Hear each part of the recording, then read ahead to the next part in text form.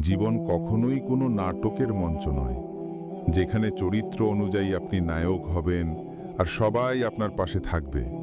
না ভাই, জীবন এক নির্মম বাস্তবতা, যেখানে প্রতিটা দিন একটা যুদ্ধ, কখনো নিজের সাথে, কখনো সমাজের সাথে, আবার কখনো সবচেয়ে আপনজনদের সাথে। এই দুনিয়ায় কেউ কাউকে জায়গা করে দেয় না। যদি চুপচাপ বসে থাকেন, সবাই আপনাকে পেছনে ফেলে এগিয়ে যাবে। আপনাকে নিজেই জায়গা করে নিতে হবে, লড়াই করে, ধৈর্য ধরে, চোখের জল চেপে রেখে। ভালোবাসা, বন্ধুত্ব, আত্মীয়তা সবই একটা সীমার মধ্যে থাকে। যেই দিন আপনার স্বার্থ শেষ, সেই দিন আপনি অচেনা হয়ে যাবেন। এমনকি যাকে আপনি সবচেয়ে আপন ভাবতেন, সেইও মুখ ফিরিয়ে নেবে।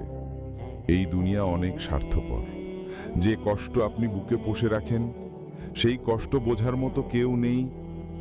কিন্তু ভাই, সব কিছু হারিয়ে গেলেও একজন আছেন যিনি কখনো মুখ ফিরিয়ে নেন না, যিনি আমাদের সব কথা শোনেন, আমাদের চোখের জল দেখেন, আমাদের রাতের নির্জন কান্না বোঝেন।